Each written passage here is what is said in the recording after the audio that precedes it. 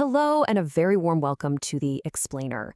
Today, we're diving into a short but honestly an incredibly profound passage from the Quran, Surah Yunus. We're going to unpack some timeless wisdom here on communication, on our own personal responsibility, and the very nature of divine justice. Okay, so let's jump right in. We're going to start with a really personal challenge: how a messenger should respond when they're rejected. Then we'll explore why some people just don't seem to listen, which leads us straight to the core idea of self-responsibility. And finally, we'll zoom way out to see how this all connects to the much bigger theme of justice on the final day. You'll see it's a really powerful chain of ideas. So let's kick things off with a scenario I'm pretty sure we've all been in. You've delivered a message with real sincerity. You believe in it, but you're met with just complete denial. What do you do? Where do you go from there? And the guidance here is, well, it's immediate and so profound. Instead of getting angry or getting dragged into an endless debate, the response is just this calm, clear declaration of boundaries. It's a powerful pivot away from conflict and towards principle. And that's really the heart of it, right? This idea of a dignified disengagement. It's not about giving up or saying you're wrong. It's about establishing mutual accountability. It's a way of calmly saying, look, I'm responsible for my actions and my path, and you are responsible for yours. And just like that, a pointless argument comes to an end. And this isn't just some ancient advice locked away in a book. It's an absolutely brilliant strategy for any teacher, parent, or communicator today. Your job is to get the message across clearly. You can't actually force anyone to accept it. The whole focus should be on the message, not on getting pulled into some battle of egos. All right, so we've established the messenger's role. But what about the other side of the equation, the audience? The text now shifts its focus to explore a really critical question. Why is it that a perfectly clear message can sometimes just fall on deaf ears? So the Quran asks these really powerful rhetorical questions. And it's not talking about a physical disability here, but about a chosen state of being. It's diagnosing exactly why a clear, logical message might not land with someone. And here's the core distinction laid out so perfectly. On one side, you have the physical senses, just hearing sounds, just seeing a person.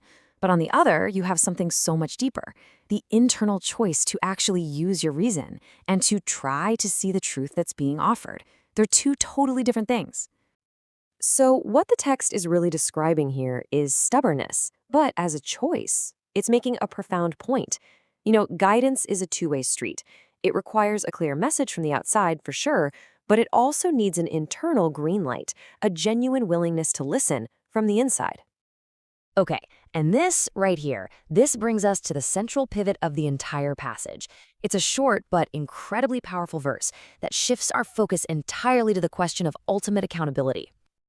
It's a totally fair question to ask, isn't it?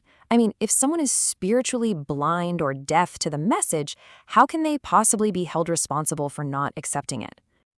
And the answer we get, well, it's the theological anchor of this entire section. It makes an incredibly definitive statement. God doesn't wrong people, full stop. If there is a wrong, it's the people who are wronging themselves. This just places responsibility squarely on our own choices.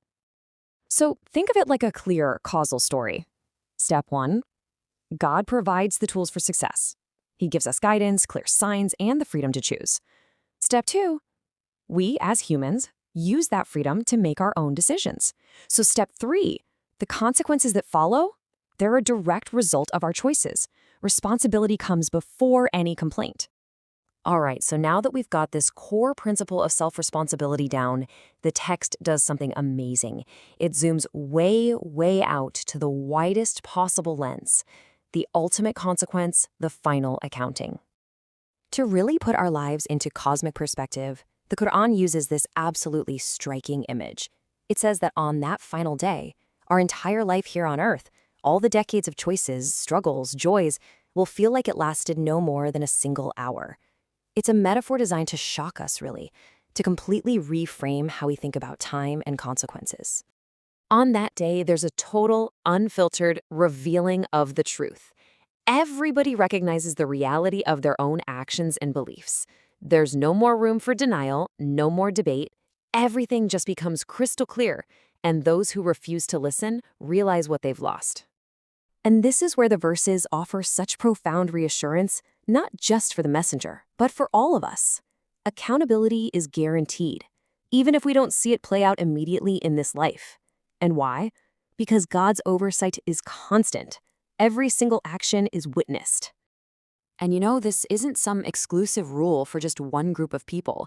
The text makes it crystal clear. This standard of fair judgment applies to every single nation across all of time.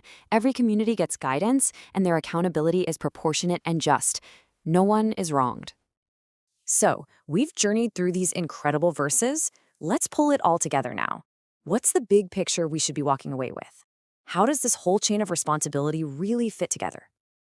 It's just such a beautifully coherent argument when you see it all laid out.